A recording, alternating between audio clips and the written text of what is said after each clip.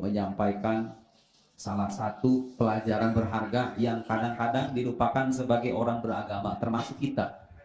Jadi kita ini, gimana ini konsepnya? Gimana di talk show gimana sih? Ya, di awal mungkin kasih dulu kajian dulu. Kajian dulu Ya, kan? kajian dulu. Iya. Begini Pak, ada salah satu bait dari kitab Al-Hikam. Kitab Hikam ini salah satu kitab yang sangat diterima secara luas di kalangan ulama muslim karena maknanya sangat padat dan mendalam. Kalau kita bahas itu bisa berepisode-episode, dan itu kelebihan karya para ulama kita. Semakin dikupas semakin gak selesai.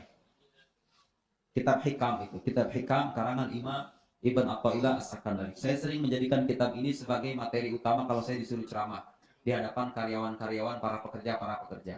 Karena saya yakin yang dibutuhkan sama mereka ini adalah asupan rohani. Betul nggak? Betul. Capeklah kita setiap hari kemudian bertumpus lumus dengan pekerjaan, dengan tekanan, dengan instruksi dan lain-lain. Target. Iya, kita merasa perlu menjadikan agama ini sebagai pelipur lara, sebagai pemberi kesejukan. Apalagi kita hidup di kota, di Jakarta itu, kita akan selalu punya rasa untuk ribut sama orang.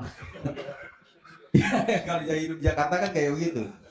Nah, pentinglah bagi kita kiranya menyempatkan waktu walau sesaat untuk menyimak hikmah, mutiara hikmah dari lisan para ulama kita yang memang mereka punya kedekatan khusus dengan Allah Subhanahu wa taala. Dengarkan ini, Pak.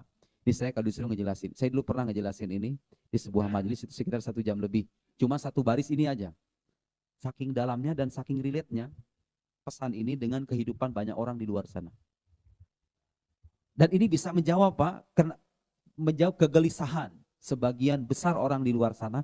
Kenapa ya saya itu sholat bertahun-tahun, kemudian saya itu beribadah sebagai muslim, sudah hitungan puluhan tahun, tapi kok kayak nggak ada bekasnya, kayak nggak ada maknanya, kayak kering gitu loh agama itu. Di masyarakat perkotaan, rasa semacam ini saya kira banyak kita jumpai. Orang beragama dengan identitas, tapi tanpa melibatkan perasaan, sehingga agamanya tidak berkualitas. Itu terjadi dan kita saksikan. Baitnya sangat singkat, tapi sangat padat dan punya makna yang sangat mendalam. Kata Imam Ibn Athaillah As-Sakandari, perhatikan Pak. Ijtihaduka fima dumina laka wa taqsiruka fima tuliba minka dalilun alan timasil basirati minka. Baitnya kira-kira begitu ya. Kesungguhanmu, lihat Pak, kesungguhanmu terkait apa yang sudah dijamin untukmu. Kalau kita sampai pada bait ini, kita muncul pertanyaan nih, yang dijamin dari diri kita itu apa ya? Bagus. Rezeki kita sudah dijamin, Pak. Wa ma khalaqtul jinna wal insa illa liya'budun. Tidaklah aku ciptakan jin dan manusia kecuali untuk menyembahku. Kemudian Allah mengatakan, La nas'aluka rizqa, nahnu narzuquk. Kami tidak meminta rezeki dari engkau, wahai manusia, wahai jin, wahai semua makhluk. Allah itu nggak minta apapun dari kita, karena dia nggak butuh. Tapi Allah memastikan dengan setegas-tegasnya, nahnu narzuquk. Kita. Allah menggunakan kata kita, Pak. Artinya apa? Allah melibatkan makhluk-makhluknya, malaikat, kemudian manusia-manusia yang banyak itu seolah-olah ingin memberikan pesan sama kita. Kamu kalau benar-benar ibadah menyembahku dalam arti yang sesungguhnya, jangan khawatir. Alam semesta dan aku sendiri akan memberi rezeki kepada kamu. Kebayang gak itu, Pak? Tuh, orang kalau baca Al-Quran dan paham bahasa Arab ya. Itu penguatan luar biasa.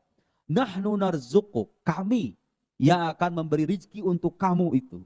Bukan hanya Allah saja, Allah melibatkan makhluk-makhluknya. Jadi kalau ada orang beragama masih takut miskin, Pak, itu ciri paling nyata bahwa dia belum paham dan belum menghayati agamanya. Nah, tapi sekarang saya mau ngoreksi juga. Apa makna ibadah yang sering dimaksud dalam bahasa agama itu? Karena seringkali ini, Pak, banyak orang di luar sana sampai detik ini, kalau disebut kata ibadah, yang terbayang di kepala mereka itu adalah ritual. Betul nggak? Ayo, sholat, berzikir, bertasbih gitu ya, kemana-mana membawa tasbih dan lain-lain, melupakan makna ibadah yang sesungguhnya. Saya akan bacakan dan jelaskan semua itu dalam kesempatan kali ini supaya menjadi bekal hidup kita untuk mengarungi batara kehidupan, sisa batara kehidupan kita di masa mendatang. Jadi Allah itu memastikan kepada kita, Pak, rezeki itu nggak akan pernah. Ada orang-orang mati kelaparan, ada. Tapi di balik orang-orang yang kelaparan itu ada orang-orang kaya yang menyembunyikan hartanya, yang nggak menunaikan kewajibannya. Ingat, setiap ada orang fakir di dunia ini, pasti di baliknya ada kekayaan yang tersimpan dan tidak tersalurkan sebagaimana mestinya. Kalau seandainya manusia itu menunaikan tugasnya dengan baik, orang kaya berzakat, mereka bersikap empati kepada orang-orang yang tidak mampu, gak akan ada orang miskin. Dan ingat, orang miskin itu kadang-kadang bukan karena memang suratan takdirnya demikian. Kadang-kadang dianya gak mau berusaha gitu kan. Kurang memantapkan usahanya dalam mencari kelebihannya. Kan gak ada manusia diciptakan sebagai sampah. Tuhan ciptakan kita itu lebih mulia dari makhluk yang lain. Gak ada itu. Perkaranya adalah ada orang-orang yang gak mau mendekat dengan Tuhannya, sholat gak mau, kerja gak mau. Apa yang terjadi? Ya sudah, sunnah kehidupan. Gak pandang agama itu Pak. Orang kaya miskin itu kadang-kadang ditentukan dengan usahanya selama di dunia. Orang kafir sendiri, kalau dia tekun, kalau dia rajin, akan mendapatkan buahnya. Gak pandang agama kalau soal begituan. Allah adil. Sunnatullah di alam semesta ini berlaku. Setiap yang bersungguh-sungguh dia akan mendapatkan hasilnya. Yang malas, atau walaupun dia sholat 1000 rakaat, kalau nggak mau mencari rezeki, nggak mau bekerja, nggak akan dapat. Kita sering mencampur adukan itu ya. Kenapa saya beragama begini tapi kok nggak ada? Iya, lu cuma ritual doang. Lupa bahwa pergi ke kantor, kemudian kita itu mendapatkan tugas, mengalami masalah, menjalani kehidupan di pabrik, di jalanan. Itu juga bagian dari menjalankan agama yang selama ini sering kita maknai secara sempit. Lanjut ke bait yang tadi Pak. Ijtihaduka, kesungguhanmu fima dominalaka, terkait apa yang dijanjikan atau dijamin untukmu, maksudnya rezeki. Banyak kan orang yang bersungguh-sungguh kalau cari rezeki itu. Wa taksiruka, dan kelalaianmu fima tuliba minka, terkait apa yang diminta darimu. Lihat, nih, kehidupan banyak orang zaman sekarang tuh kayak begini. Urusan yang udah dijamin dikejar mati-matian, bener nggak? Urusan yang diminta dari Tuhan dari kita, yang diminta oleh Tuhan dari kita, apa yang diminta dari Tuhan dari kita itu? Yang diminta oleh Allah dari kita itu apa? Ya, ibadah. Ibadah. Urusan yang benar-benar dijamin kita kejar mati-matian, padahal udah dijamin. Menyangkut sesuatu yang Allah minta dari kita, diabaikan. Kejadian kan? Apa kata Imam Ibn Athaillah? Ala dalil alantimasil basirah. Itu adalah bukti bahwa mata batin kamu sudah redup. Artinya sisi ruhaniyahnya itu sudah error, sudah cacat. Ada yang cacat dengan sisi keimanan Anda. Kalau sesuatu yang dijamin dikejar mati-matian, tapi sesuatu yang diminta oleh Tuhan, kita abaikan. Nah, itu jawaban kenapa banyak orang di luar sana beragama bertahun-tahun, beridentitas sebagai muslim, bahkan mungkin dia nggak pernah meninggalkan sholat, tapi dia merasa agamanya itu tidak berdampak secara serius bagi kehidupannya. Karena kehidupannya dibalik. Cara mindsetnya dibalik. Menyangkut rezeki dikejar habis-habisan, pelit lagi kadang-kadang, ya kan? Kadang-kadang orang beragama kan, tapi menyangkut sesuatu yang Tuhan minta dari kita, kita abaikan. Saya udah Ustaz, ibadah udah, bekerja udah. Ya, tapi Anda belum menghayati itu. Belum menghayati pekerjaan Anda sebagai ladang ibadah. Karena banyak orang di luar sana Pak, mengira bahwa kalau kita bekerja, pekerjaan itu adalah jalan kita mencari rezeki. Padahal yang benar itu bukan begitu Pak. Pekerjaan itu adalah salah satu jalan mencari rezeki. Jangan pernah mengira bahwa pekerjaan ini menjadi sebab utama lahirnya rezeki. Enggak. Allah menjadi sebab utama melalui sejumlah perantara. Apa gunanya keyakinan semacam ini Pak? Lihat. Orang kalau menjadikan pekerjaan sebagai satu-satunya jalan meraih penghasilan, manakala kerjaan hilang, dia akan cemas. Benar enggak? Kadang-kadang takut sama anak bininya. Besok bagaimana kehidupan anak saya, bagaimana kehidupan rumah saya, bini saya, dan lain-lain. Tapi orang yang melihat pekerjaan sebagai wasilah, sebagai perantara, dan yakin betul bahwa yang memberi rezeki itu adalah Allah Subhanahu wa Ta'ala, dia tidak akan ambil pusing. Berarti Tuhan sedang menguji saya. Tugas saya hanya terus mengabdi, terus beribadah, terus mencari kemungkinan terbaik. Bagaimana hasilnya? Biarkan saja Tuhan yang mengatur. Kadang-kadang ketenangan itu lebih mahal tuh. Ketenangan dalam menghadapi masalah kadang-kadang lebih mahal ketimbang uang yang berlimpah. Quote bagus itu. Ketenangan dalam menghadapi masalah kadang-kadang jauh lebih bernilai dan jauh lebih bermakna ketimbang uang yang berlimpah. Banyak orang di luar sana berlimpah harta duniawi tapi gagal menghadapi masalah hidup karena iman yang lemah, iman yang tipis. Dia mengira bahwa Tuhan itu dia hanya mendapatkan uang dan penghasilan dengan cara dan kerjaan dia aja. Lupa bahwa Allah itu wasi'. Allah maha luas, dia bisa menutup rezeki di satu jalan, tapi dia bisa membukakan banyak pintu dari jalan yang lain. Nah, orang-orang beragama yang tidak mencerminkan pesan-pesan agamanya, pagi keluar, pulang malam, lupa sholat dengan alasan aku fokus bekerja dan lain-lain. Itu ciri kata Imam Ibn Athaillah bahwa hatinya, nuraninya sudah redup, sudah lenyap, ada yang ada masalah serius dalam keimanannya. Berarti kalau pengen beragama dengan benar gimana? Dibalik lagi. Menyangkut sesuatu yang Allah minta, kita tunaikan, kita jadikan perhatian. Menyangkut sesuatu yang Allah jamin, kita cari, tapi nggak usah berlebihan. Gak usah berlebihan itu maksudnya gimana? Al-jawarih ta'mal wal qulub tatawakkal, kata guru saya. Fisik kita bergerak, fisik kita bekerja, tapi hati itu senantiasa bertawakal, pasrah diri. Untuk apa? Kalau nanti apa yang terjadi itu gak sesuai harapan, kita gak tenggelam dalam kekecewaan. Gunanya iman tuh begitu, Pak. Sebagai sandaran, sebagai pegangan, manakala harapan kita tidak terwujud sesuai dengan apa yang kita impikan. Allah minta kita beribadah. Nah, sekarang saya mau mengoreksi satu pemahaman yang sering kali dipahami secara keliru oleh banyak orang, termasuk orang muslim di luar sana. Perhatikan Bapak Ibu sekalian, agama kita itu tahu betul bahwa setiap manusia punya tempat dan kotaknya masing-masing. Bapak kerja di sini, saya kerja sebagai pengajar. Kita beda tempat, beda profesi. Mana yang lebih mulia? Suka ada pertanyaan kayak begitu tuh. Enggak, semuanya mulia. Semuanya adalah ibadah, semuanya adalah ladang amal. Orang yang bercucuran keringat di pinggiran jalan tidak kalah mulia ketimbang orang-orang yang khusyuk sholat di dalam perataran masjid. Dalam pandangan siapa? Dalam pandangan agama Islam, agama kita yang selama ini kita anut selama bertahun-tahun itu. Dengarkan Bapak Ibu sekalian, saya akan bacakan, saya tidak sedang mengada-ngada. Memang begitulah agama kita. Jadi pesan pentingnya adalah kita yang ditempatkan sebagai makom dengan makom yang berbeda-beda ini, apapun profesinya, bahwa perginya ke kantor, kalau saya ke sekolah. Ada orang nanti perginya ke tengah jalan. Saban hari di sana. Kadang-kadang sholatnya pas-pasan cuma 5 kali doang. Selebihnya sunah-sunahan dia nggak ada waktu. Sibuk dengan pekerjaannya, tapi selama pekerjaan itu diniatkan untuk menunjukkan ubudiyah, untuk menunjukkan kehambaan di hadapan Allah, setiap langkahnya itu Pak sangat bernilai di mata Tuhan. Jadi nggak usah berkecil hati. Aku nggak bisa ceramah, nggak bisa itu lama-lama beritikaf dalam masjid, nggak bisa itu berzikir kemudian sholat tahajud, sholat duha. Aku sibuk ngurusi anak dan istriku. Jangan berkecil hati. Dalam pandangan agama yang Anda lakukan itu ibadah yang nilainya sangat luar biasa. Dengarkan ini Pak. Saya membawa kitab ini seorang ulama besar asal Mesir, Syekh Ali Jum'ah. Beliau seorang mufti Mesir, punya kitab ini. Saya bawain kitab ini supaya nggak ngarang-ngarang.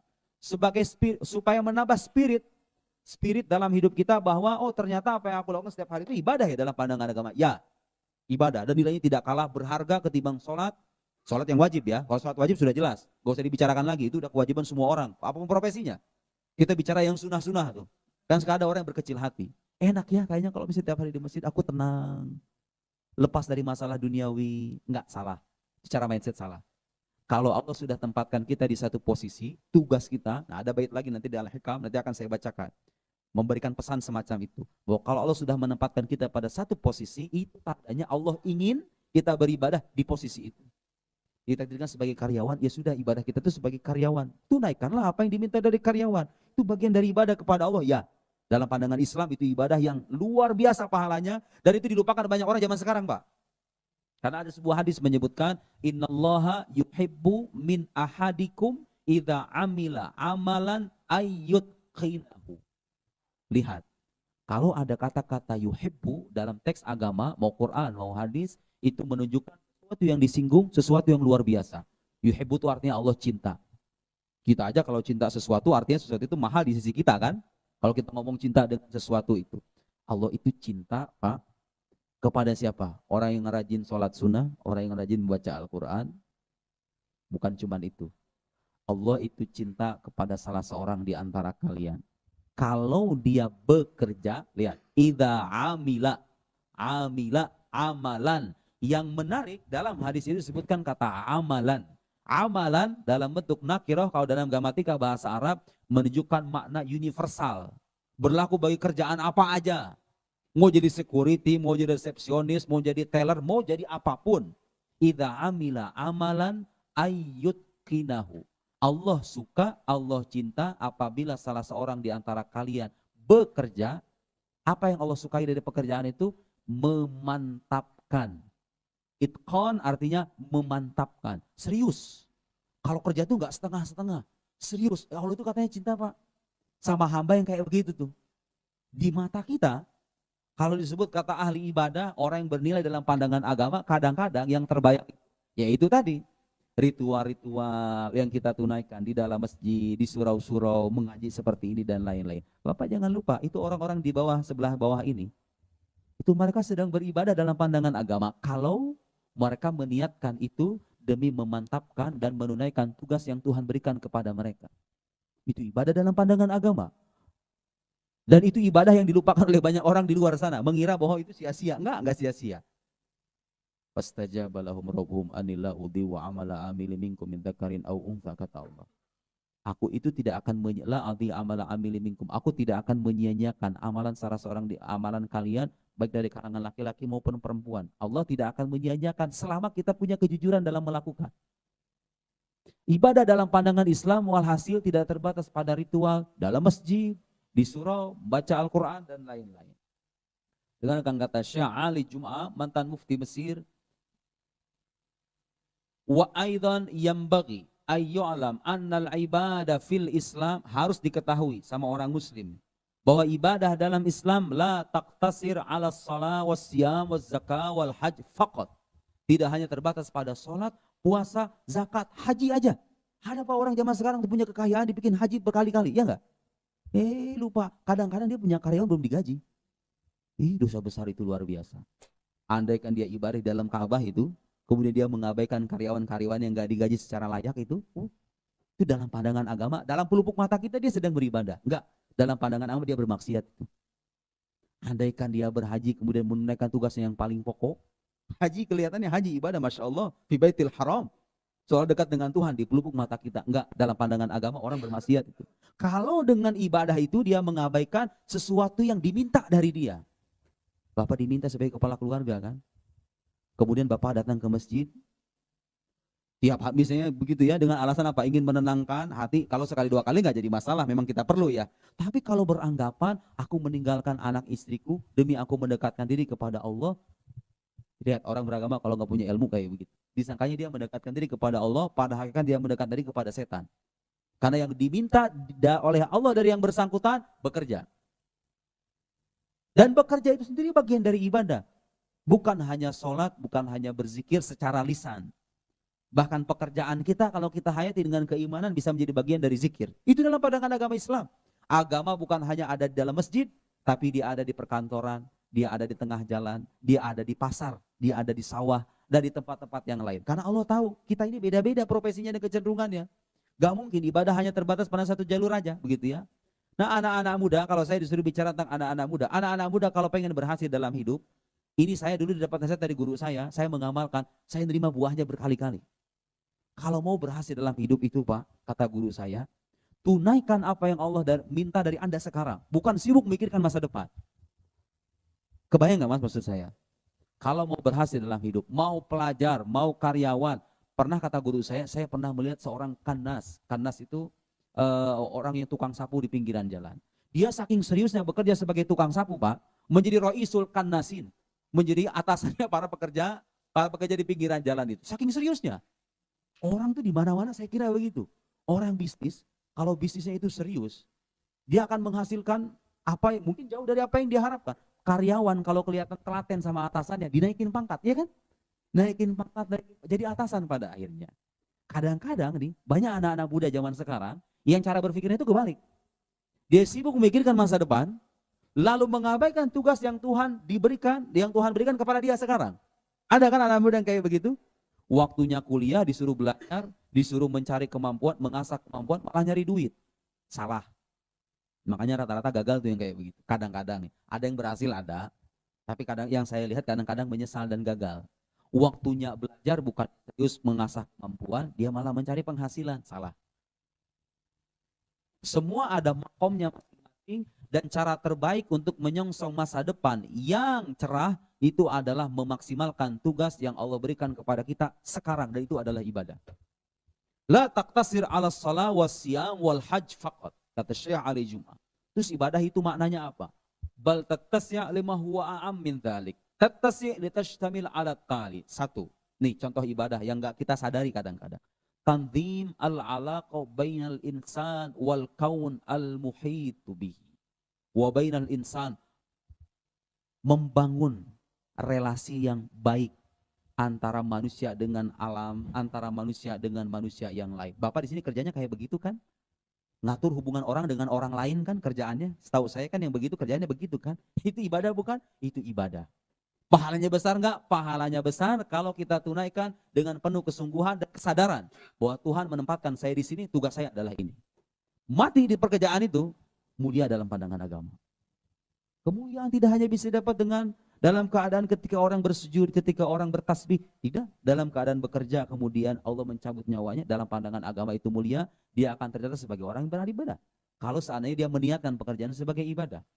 Jadi penting nih Pak, banyak orang-orang yang bekerja kemudian merasa bosan, merasa kekeringan batin karena tidak ada penghayatan di balik pekerjaan. Dia nggak mencintai pekerjaannya. Tapi kadang-kadang saya merasa bosan, kadang saya merasa tertekan. Iya, semua manusia mengalami itu. Bagaimana caranya? Caranya menyadarkan kembali bahwa saya ditempatkan di tempat ini karena Tuhan ingin saya menyembahnya dengan apa yang saya terima sekarang. Tentu dengan menunaikan ibadah yang tadi kita sebut, sholat, puasa, ya wajib, jangan boleh diabaikan, ya, jangan sampai diabaikan. Tanzimil alaqa bainal insan wa nafsi, mengatur diri sendiri. Bapak kalau pergi ke rumah berantem sama bini, kemudian bapak kemudian tersudut, merasakan tekanan batin, istrinya merasa tersinggung, sama-sama bersabar. Dalam pandangan agama Pak, cara kita menerima masalah hidup kemudian kita bersabar, itu bagian dari ibadah juga. Itu bagian dari ibadah batin yang kadang-kadang tidak terlihat oleh pelupuk mata kita. Jadi ibadah itu kadang-kadang ada yang bersifat lahir, seperti kita sekarang nih. Saya ngomong sekarang kelihatan, tapi ada yang bersifat batin. Kita merasa mendapatkan rezeki, kemudian hati kita bersyukur, sadar betul dari Allah Subhanahu wa taala. Terima kasih ya Allah. Ucapan dalam hati, sadar bahwa apa yang kita terima adalah pemberian Allah, dan salah satu Nabi sallallahu alaihi wasallam, yashkurun ni'am wa indaqat. Nabi itu senantiasa mensyukuri nikmat walaupun nikmat itu kecil. Kenapa? Karena dia berasal dari Tuhan yang Maha Besar. Suatu ketika datang ke rumahnya, ke Sayyidah Aisyah, istri beliau alaihissalam, datang ke rumahnya mencari makanan. Kemudian kata Sayyidah Aisyah, beliau mencari makanan, yang ditemukan hanyalah al-khal. Al-khal itu kalau dalam bahasa Indonesia cuka. Jadi ada sebongkah roti dengan cuka. Apa jawaban Nabi? Ini di antara sunnah Nabi yang kadang-kadang kita lupakan ya. Ar-ridho bil mawjud wala nabhath anil mafqud. Ridho dengan apa yang ada, tidak mencari-cari yang kagak ada. Kalau kita kan kebalikannya. Mesti nggak ada lauk, kita nyari Grab, atau kita nyari GoFood gitu ya. Enggak, akhlak Nabi itu enggak begitu. Ketika dihidangkan sebongkah roti dan cuka, jawaban Nabi apa? Ni'mal idam al-khal. Sebaik-baiknya lauk adalah cuka. Saya aja nggak bakal mampu itu ngomong kayak begitu. Nabi Shallallahu Alaihi Wasallam siapa? Sayyidul Kaunain, Habibur Rahman, kekasih Allah. Ditawari Jabal Uhud ayakuna dhahaban fa'aba. Nabi Shallallahu Alaihi Wasallam pernah ditawari Jabal Uhud, gunung Uhud untuk menjadi emas. Di riwayat lain Batha Makkah. Batha Makkah itu artinya lembah-lembah di kota Makkah, mau dijadiin emas. Itu riwayat sahih. Dalam kitab-kitab Syama'il, dalam kitab-kitab Asy-Syifa misalnya disebutkan, Nabi ditawari, uridu alayya ayyaj'ala Batha Makkah dhahaban. Ayyaj'ala Batha Makkah dhahaban. Ditawari Batha Makkah, lembah-lembah kota Makkah sebagai emas, kemudian apa? Beliau menolak itu, lalu menjawab, aju'u yauman wa ashba'u yauman. Aku memilih lapar satu hari, memilih kenyang satu hari. Akul kama yakul abad wa ajlis kama yajlisul abad. Aku makan seperti halnya orang-orang lain makan. Aku duduk seperti halnya orang-orang lain duduk. Amal yaum alladzi aju'u fi fa'atadarra'u ilaik. Ya Allah, pada hari aku lapar, aku ingin merendahkan diri di hadapanmu. Wa amal yaum alladzi ashba'u fi fa ashkuruk wa uthni alaik. Adapun pada hari aku kenyang, aku bersyukur kepada Engkau dan aku menyampaikan pujian kepada Engkau ya Allah. Seolah-olah Nabi itu berikan pelajaran sama kita, Pak, bahwa hidup kita itu gak akan lepas dari dua kondisi itu. Lapar itu adalah simbol penderitaan, kenyang adalah simbol dari kebahagiaan. Hidupnya orang muslim, jangankan kita, Nabi saja memilih hidup normal. Ada saat di mana kita sengsara, ada saat di mana kita bahagia. Ibadah di saat kita sengsara, tenggelam dalam nestapa adalah bersabar menerima takdir Tuhan. Ibadah di saat kita menerima nikmat, bersyukur kepadanya, jangan berlebih-lebihan. Jangan menanggapi nikmat itu dengan cara yang berlebih-lebihan, berfoya-foya, lupa bahwa ini adalah amanat, ini adalah pemberian dari Tuhan. Nabi mengajari kita kepada kepada umatnya, kepada kita semua, bahwa hidup kita digariskan untuk selalu berada dalam dua kondisi itu. Gak ada tuh manusia yang sepanjang hayatnya dari mulai akil balik sampai dia mati semuanya bahagia semua, ada nggak? Mas, gak ada kan? Tidak akan pernah ada. Hatta orang-orang yang kita pandang enak tuh kayak dia ya, masya Allah, iya enak kelihatannya doang, hakikatnya enggak. Anda kalau tahu sepaket kehidupan, ujian kehidupannya, Anda nggak akan mau. Anda akan memilih untuk jadi diri Anda sendiri. Nah, begitu cara memandang hidup. Jangan pernah berekspektasi bahwa menjadi orang lain itu lebih nikmat ketimbang menjadi diri sendiri. Benar nggak? Kebalikannya. Makanya Nabi bersabda, alaisal ghina bikathratil arad wa innamal ghina ghinan nafs. Kekayaan sesungguhnya itu bukan bikathratil arad, bukan dengan banyaknya duit, bukan dengan banyaknya harta, walakinnal ghina ghinan nafs. Mengajari kita, kamu pengen hidup bahagia itu gampang. Caranya gimana? Jangan pandang orang lain. Pandang diri kamu sendiri. Puas dengan apa yang kamu terima. Takun aghnan nas. Kamu akan menjadi orang yang paling kaya. Banyak pola pikir kita yang kalau seandainya kita koreksi, itu manfaatnya kita petik sendiri dalam kehidupan kita. Menambah spirit dan semangat menjalani hidup dengan bingkai aturan agama. Ya, saya kira begitu. Kemudian, dengarkan ini sebagai penguatan dari apa yang tadi saya sampaikan. Wa nakhlus min dzalik anna lil ibadah mafhum wasi'. Ibadah itu punya makna yang sangat luas dalam pandangan agama, tidak sempit yang kita bayangkan tadi. Ada yang jomblo, banyak yang jomblo enggak di sini? Ada kayaknya seperti itu. Ada, tapi kayaknya dikit ya? Ada. Dikit kan? 40% menunggu pasangan, 40% menunggu pasangan itu bagian dari ibadah loh, ya kan? Masya Allah. Bagian dari ibadah itu kan? Intidharul faraj, menunggu kelapangan, menunggu kebahagiaan dalam keadaan kita bersedih, dalam keadaan kita berharap, itu bagian dari ibadah yang kadang-kadang kita lupakan ya. La budda min tashihi fi adhanin nas hatta la yanhasir fi dhahir ibadatil jawari. Ini pemahaman kata beliau harus dikoreksi supaya orang-orang itu tidak membatasi ibadah pada amal jawarih. Jawarih itu artinya fisik. Ibadah itu tidak selamanya bersifat fisikal. Kadang-kadang Pak, ada ibadah-ibadah dan ada kemaksiatan-kemaksiatan yang sifatnya itu non fisikal, sifatnya itu batiniah. Ada salah satu kemaksiatan ini berbahaya. Kalau bercokol terlalu lama dalam diri seorang muslim, itu banyak kejadian Pak. Nauzubillah tsumma nauzubillah. Allah itu paling gak suka dengan maksiat yang satu ini. Maksiat batin yang kadang-kadang nauzubillah, kadang-kadang terlintas tuh di dalam diri kita nggak sadar itu maksiat. Apa itu? Al-istikbar. Merasa diri itu lebih besar, merasa sombong terhadap orang lain. Itulah alasan Pak, kenapa mungkin itu bisa menjelaskan kepada kita, kok ada ya? Ini orang perasaan setahu saya nggak pernah ketinggalan sholat, nggak pernah ibadahnya rajin, tapi kok akhirnya kayak naas begitu ya? Boleh jadi orang itu fisiknya beribadah, hatinya bermaksiat terus. Di antara maksiat yang kita lupakan, kadang-kadang kita lupakan apa Pak? Merasa lebih mulia, merasa lebih baik, merasa lebih tinggi dari orang lain. Gak ada dorongan untuk belajar, untuk merendahkan diri. Nah, kebalikannya, salah satu akhlak batin yang Allah suka dari hamba-hambanya itu apa? At-tawadhu, kerendah hatian. Ada cerita bagus waktu saya di Mesir, sebelum ada tanya jawab ya.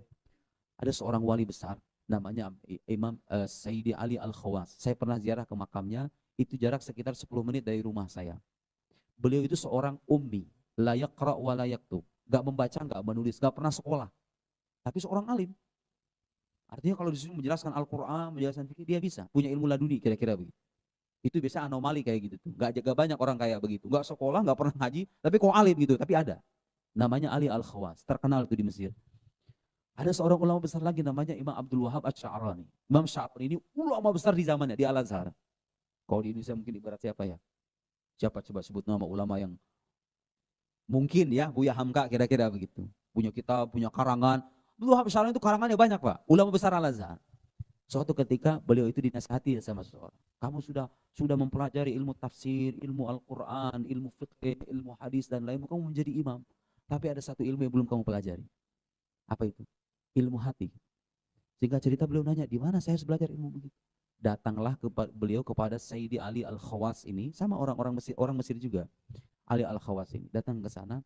Tahu nasihat pertama yang beliau sampaikan kepada Imam Sya'roni apa? Kamu nanti kalau nemu ada orang yang lebih rendah dari diri kamu, pakai pakaian kucel, pakai pakaian yang kamu kan ulama nih. Kamu nanti kalau ketemu sama orang yang lebih rendah dari diri kamu cium tangannya. Baik lagi ke saya nanti. Kira-kira begitu pesannya. Disuruh pas datang pertama itu, pesan pertamanya, kamu cium tangan orang yang menurut kamu lebih rendah dari diri kamu. Pesan gurunya itu. Ya sudah, ditunaikanlah permintaan gurunya. Datanglah beliau ke sebuah pelataran masjid atau musola, kira-kira begitu. Ngelihat ada orang pakai jubah pakaian lusuh, pakai orang-orang awam pada umumnya. Imam Sya'roni merasa mungkin ini orang yang dimaksud. Diciumlah tangannya. Pesan gurunya kan begitu. Apa yang terjadi kemudian? Datang kembali ke gurunya. Laporan. Saya sudah menunaikan apa yang diminta yang mulia. Tahu nggak jawaban beliau apa, Pak? Kamu belum menunaikan apa yang saya minta. Harusnya kamu mencium tangan diri kamu sendiri. Karena ketika kamu melihat ada orang yang lebih rendah dari diri kamu, sadar atau tidak kamu sudah terjebak dalam kesombongan. Harusnya kamu merasa kamulah orang paling rendah itu. Yang harus kamu cium itu tangan kamu sendiri. Gitu apa ya? Harusnya kamu mencium tangan kamu sendiri, karena cara begitu kamu menyadari betul bahwa yang paling rendah itu kamu. Saya diajarin sama guru-guru saya itu begitu tuh. Kalau ditanya siapa yang ibadahnya paling kurang, ibadahnya paling sedikit, dosanya paling banyak, jawabannya saya, bukan orang lain. Itu cara termudah, Pak. Kalau pengen dekat sama Tuhan tuh begitu katanya. Kata para ulama itu. Sebaliknya, kalau dibalik tuh, yang bercokol kita kebalikannya, aduh nauzubillah, naudzubillah. Kadang-kadang Allah itu melihat bukan hanya perbuatan kita kan. Dia menerawang apa isi hati kita. Gak pernah tahu tuh, Pak. Ada, Pak, kejadian. Orang-orang yang hidupnya biasa-biasa aja, bahkan kadang-kadang bergelimang maksiat. Betul nggak? Saya jumpai itu. Orang-orang yang semasa hidupnya kadang-kadang, ih, kok nggak kebayang sama saya. Pas ketika wafat, Masya Allah mendoakan sampai jutaan, begitu ya. Orang kemudian seolah merasa kehilangan. Mungkin saja orang ini punya kejernihan batin. Ketika kita melihat dia bermaksiat, malam-malam dia bertobat kepada Tuhan, Tuhan mengampuni dosanya. Kemudian dia mengakhiri hidupnya dengan husnul khotimah. Mungkin karena Tuhan melihat sesuatu yang nggak bisa kita lihat. Soal kejernihan batin ini, namanya penting. Kalau bisa jangan sampai dilewatkan. Minimal sempatkan waktu walau 1 minggu sekali. Mendengar ceramah agama yang bisa menggugah batin kita, menyadarkan kita bahwa kita ini hamba, kita ini adalah makhluk. Makhluk itu artinya yang diciptakan, bukan yang mencipta. Tapi kadang-kadang laga kita itu kayak seolah kayak pencipta. Merasa bahwa apa yang kita harapkan itu adalah sesuatu yang baik, lupa bahwa apa yang Tuhan tetapkan itu jauh lebih baik. Nah, kita sebagai orang beragama perlu mengoreksi terus-menerus, belajar terus-menerus, supaya batin kita terasa sejuk, supaya iman kita terasa mantap, karena Allah Subhanahu wa Ta'ala, innallaha la yanzuru ila ajsamikum wala ila suwarikum. Allah tidak melihat jasad kalian, bentuk-bentuk rupa kalian, walakin yanzur ila qulubikum, melihat hati kalian. Ibadah kita tunaikan, tapi hati itu kita perhatikan. Saya kira demikian, mudah-mudahan ini